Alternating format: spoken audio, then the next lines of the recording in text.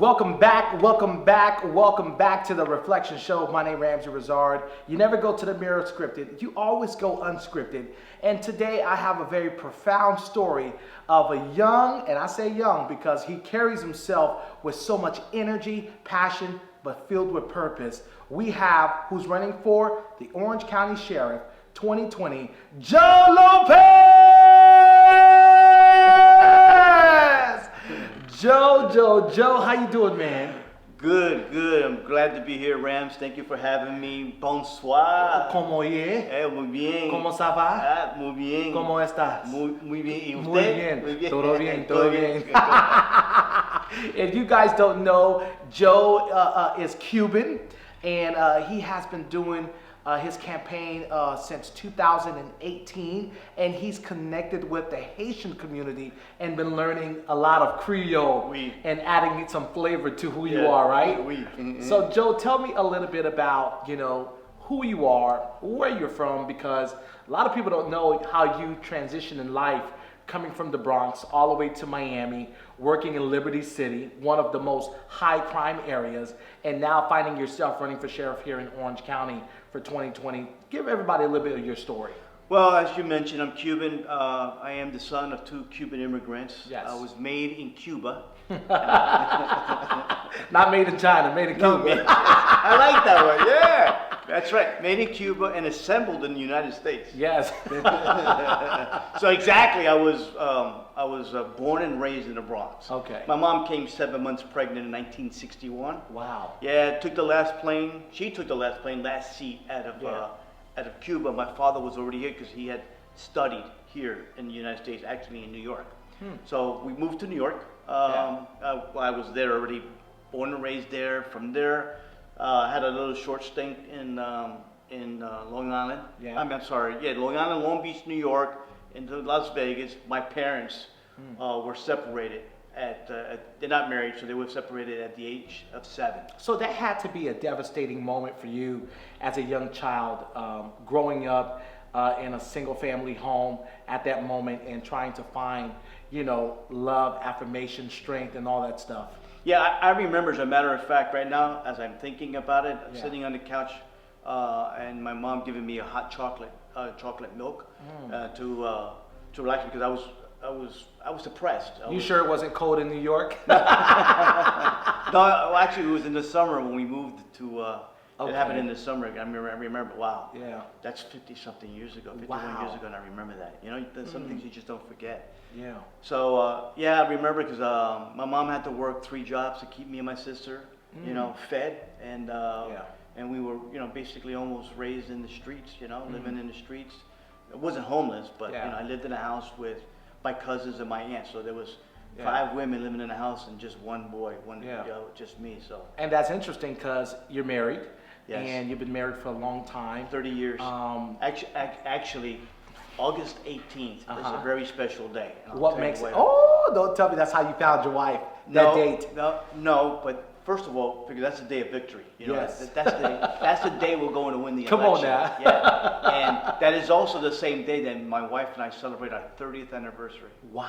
Yeah, 30 years. So you're gonna get 2 for 1. Yes. Oh yeah. And we know Cubans always love 2 for 1s. Oh yeah. Yes. So is my wife. Wow. So now that you come from a broken home to where you build an established family.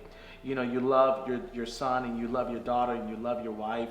How has that 50 years of, being Joe has made you who you are today as a leader in your home?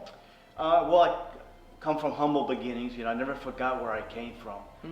And then on top of that, you're also, connected to the people who share the same common needs that you have because. When you come from that lifestyle, there's certain needs that you have that other people cannot understand because they didn't have those needs, So growing up, it's more needs than wants. You want this, you want that. I remember growing up, my mom used to cook a steak, and when I used to get it, and I said, "Mom, this is not steak." Yeah. She goes, "Yes, it is. Eat it." So it was liver. Wow. Sight. And you sure it wasn't filet mignon? No, filet mignon didn't come until like years later. You had the filet mignon. Yeah, Philly You got it. You got it. Wow. And then pizza was every once in a while, and Yeah. one of our favorites was Chicken Delight. Okay, that was in New York. Maybe some of my friends who grew up in New York Yeah. way back in the 60s and 70s may know that. Today KFC, Right. but it was poor people, Yeah. Chicken Delight, and Yeah. so I think more be able to connecting and know where you come from has helped me to be one of those people that understands those Yeah. people who are in need. Yeah, and that's what I really love about your story is that there's rural areas in it, right? And a lot of people don't understand. They're so afraid of going through the process, but the process is what makes you who you are.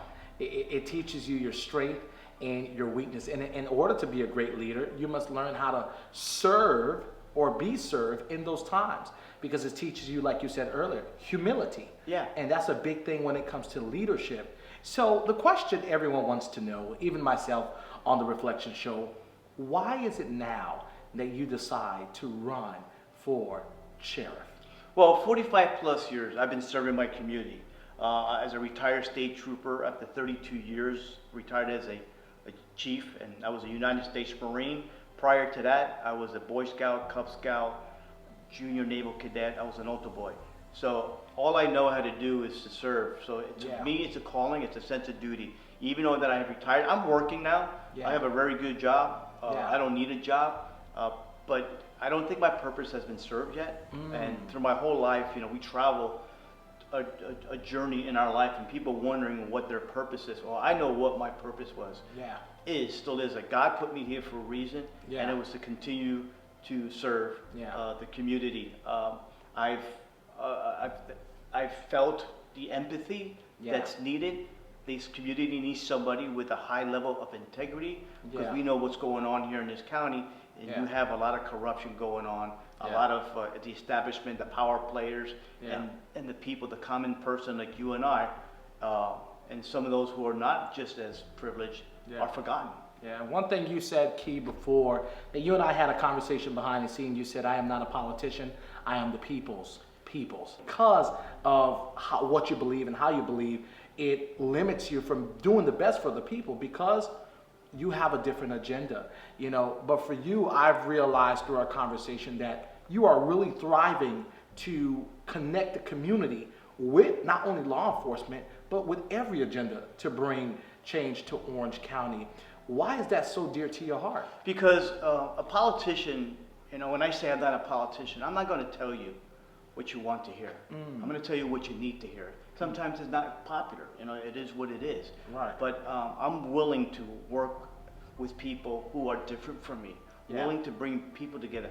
I build bridges. I bring down the barriers so we all can get along. Our country, our community is so divisive these days. Right. And when it's so divisive, there's just so much stress, so much anxiety, so much uncertainty that people can't, they can't function from day to day. Right. And most of all, when people don't agree from one extreme to the other, there is no common ground. Nothing gets done. Yeah. So what this needs, they need a balanced leadership. Yeah. They need somebody who can bring balance to the table, to bring people together, but inserting emotional intelligence. Leading from the heart and just bringing people together. And I like that, because there is a footage that they're getting ready to see of you leading from the heart. You were in Liberty City in Miami, and you were actually running after a suspect. Most police officers get tired, but you didn't.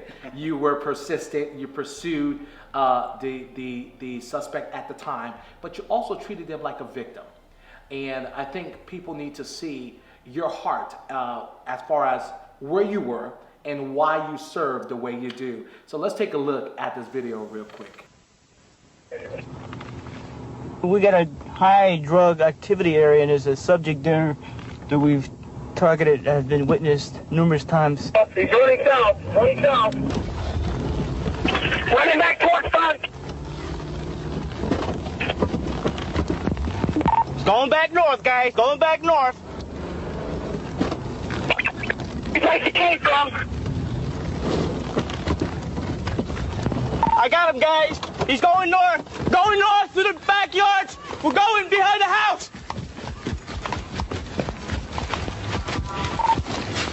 He's trying to get on. He's going east from here over the fence. He's behind his house.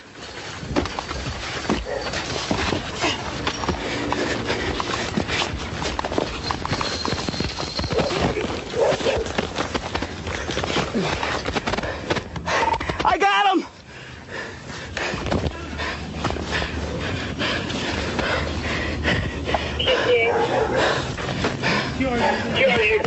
How you doing, buddy?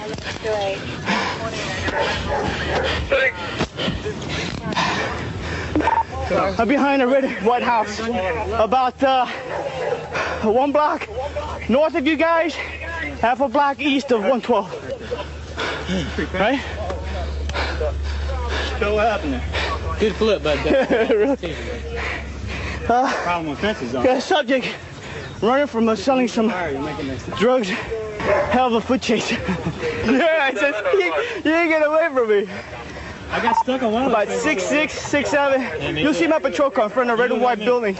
And about a half a block east of 12, and about 1 block north of where you guys started chasing when he backed up, went north. Come on, partner. Okay, good, sir. I got you. Duck your head.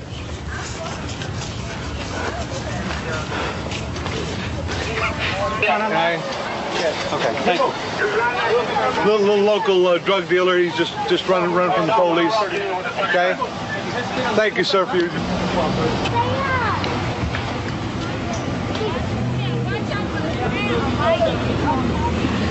Hey, I think this is his beeper.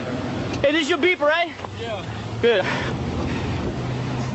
I came around the corner. I hit that puddle, and I couldn't see. I took the windshield wiper. I cleaned it. As soon as I cleaned it, he was going right across from me.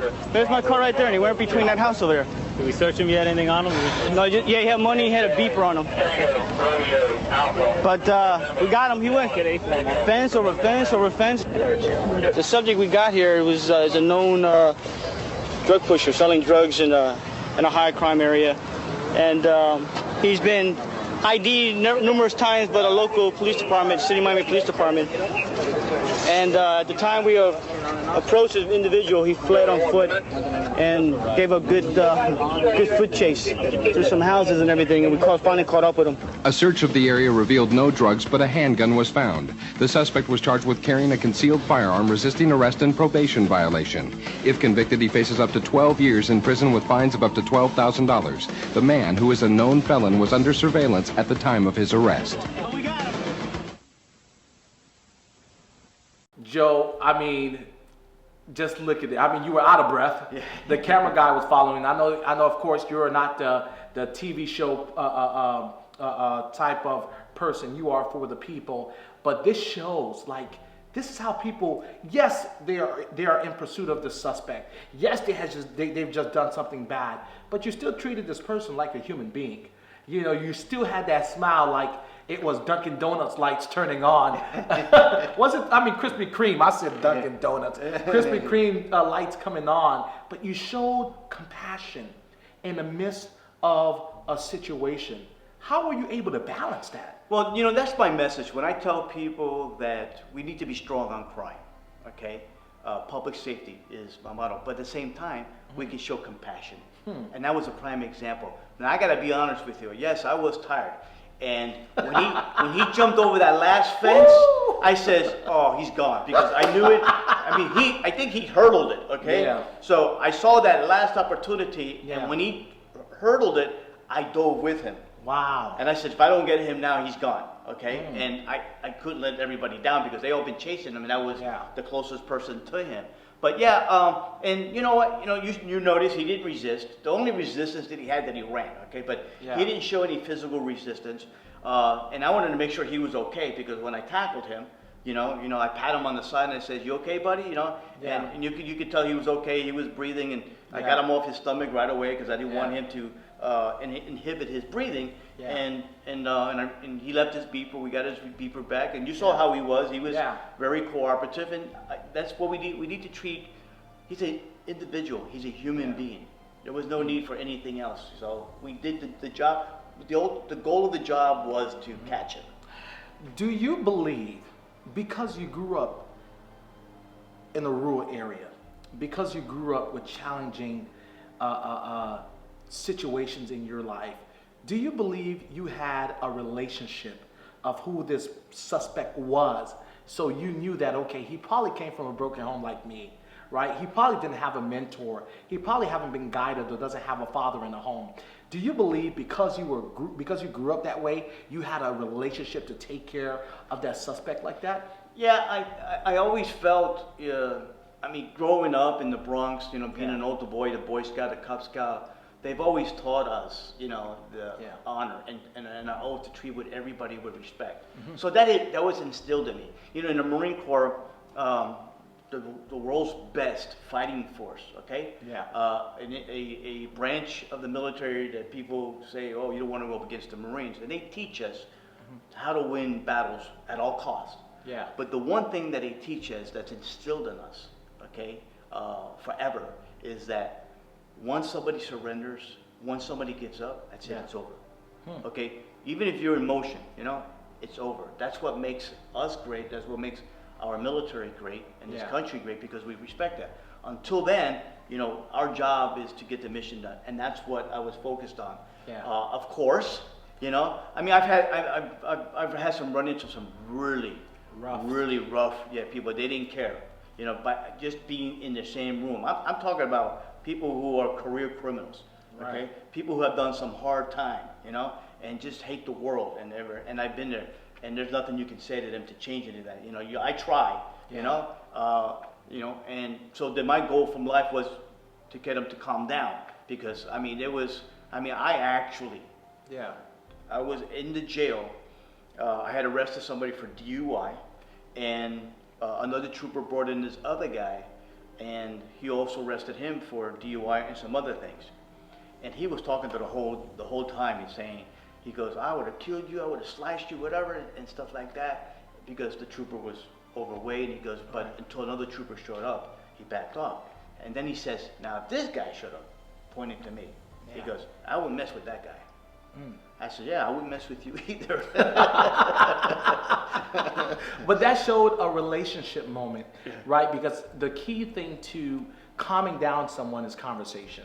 And most people don't know how to communicate. It's just like any relationship, right? What makes a relationship value is how you communicate. Communication. Because how you say it is how they perceive it. Yeah. So you have to know how to communicate with the area that you're in as an officer to know what the response is going to be. But as we continue, guys, we're going to take a short commercial break. We'll be right back. Stay tuned. Altar boy to Boy Scout, to United States Marine, to State Trooper. I've always had an intense drive to do what's right and serve. It's never been about the press conferences or bright lights. It's been about uplifting others and making our community safer. Skyrocketing crime and deputy shortages have left us less safe and outnumbered. I'm Joe Lopez, and as your next sheriff, I'll attack the opioid epidemic, go back to community-based policing, and make sure we have the tools to fight back against violence, depravity, and corruption. Orange County deserves more than empty suits and career politicians. Let's keep our families safe and restore trust in law enforcement, because together, we can do anything. Welcome back, welcome back, welcome back. I mean, we're here with Joe Lopez, and you guys are able to hear some amazing stories about who this guy is. You know, I know you see his signs everywhere. You see him at doing campaign events, even during the pandemic. But Joe, as he says, he is the people's candidate, because he cares for those who are really in need of truth and who are really in need of balance. Joe, thank you so much once again for being on the show. This part of the show, I wanted to highlight more of what you have on your website as far as what you're targeting to change in the community here in Orange County, because Central Florida is huge. It is. You know, there's a lot of people don't know. I call it the city that is country, because everything seems close, but everything is really far out, you know, and you have a lot of ground to break. And a lot of people are questioning, what is Joe going to do to change the next 10 to 15 years of Orange County? You have phase one, you have from community policing to reducing crime. Reducing crime.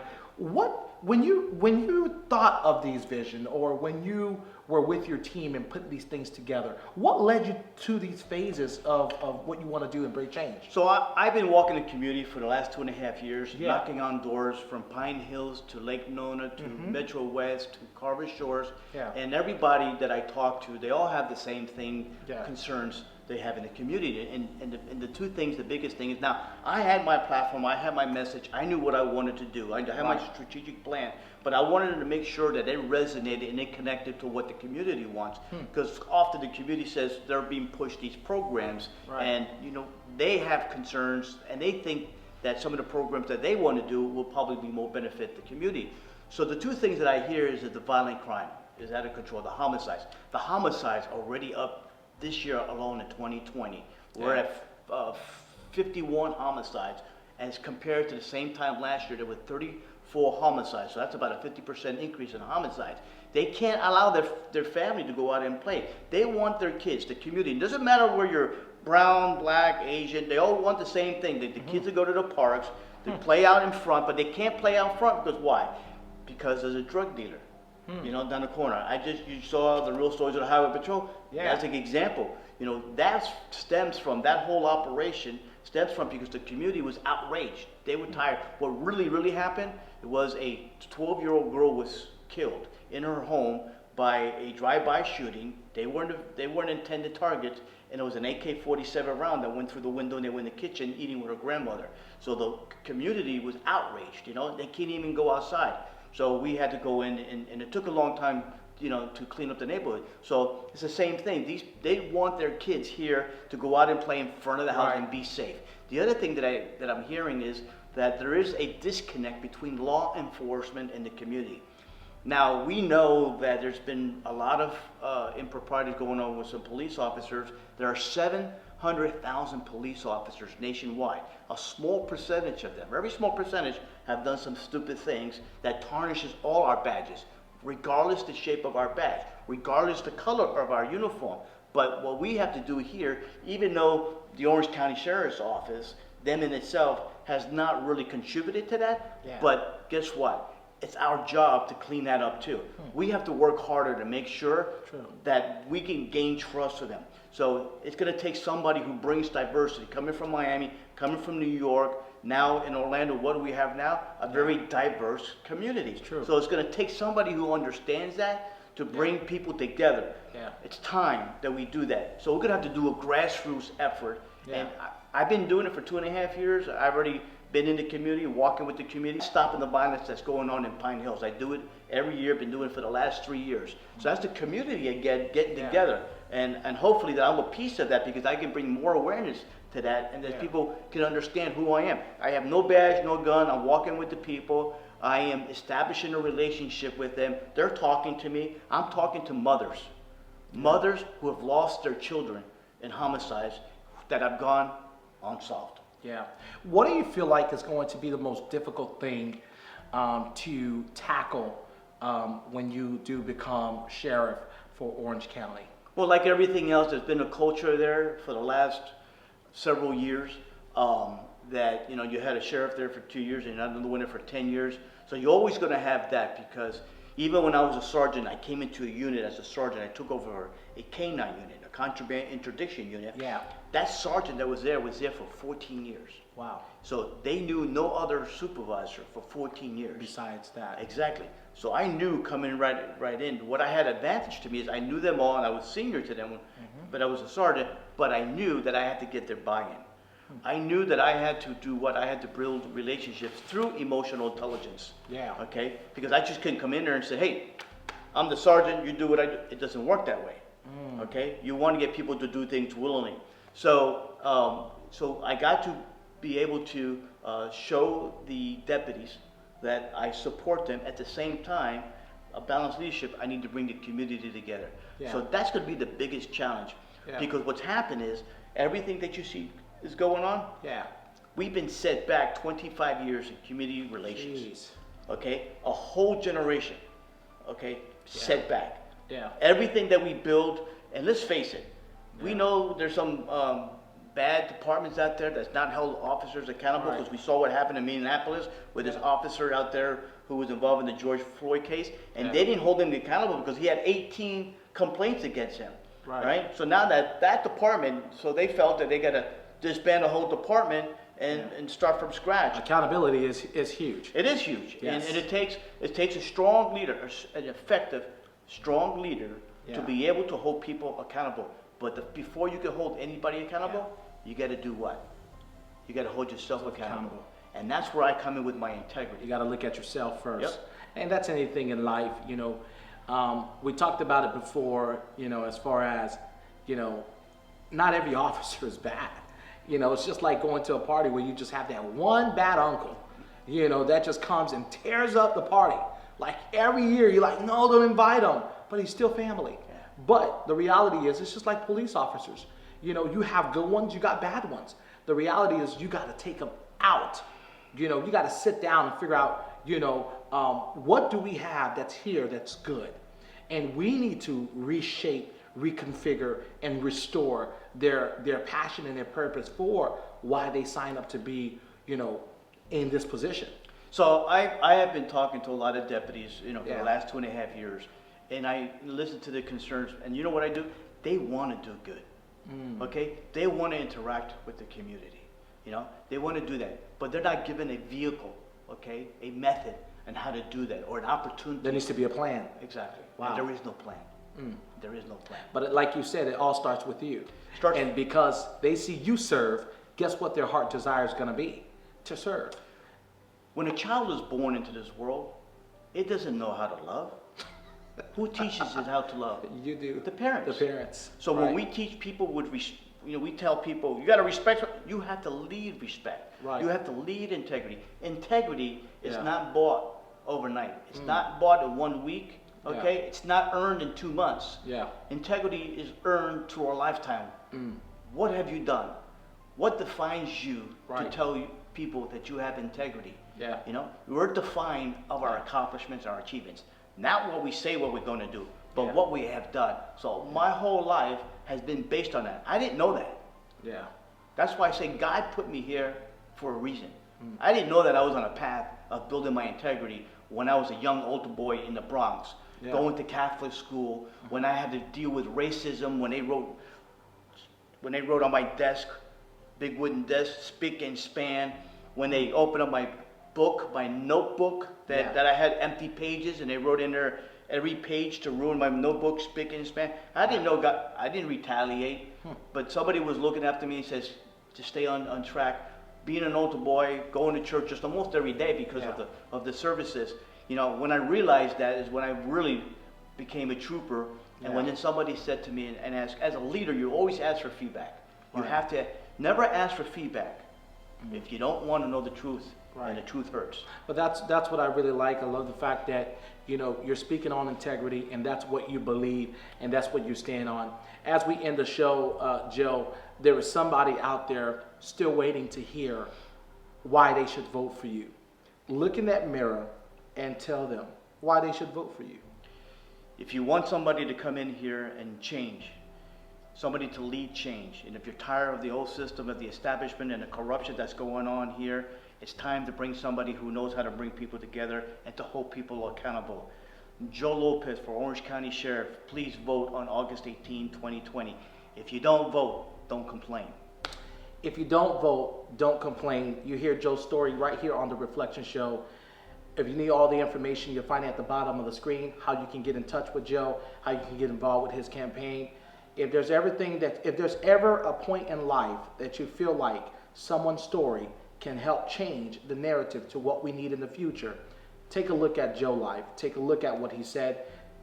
Go back and listen to this interview, because I believe Joe has said a lot of things that has allowed us to witness his desire for the next future is to bring integrity, change, servitude, and leadership.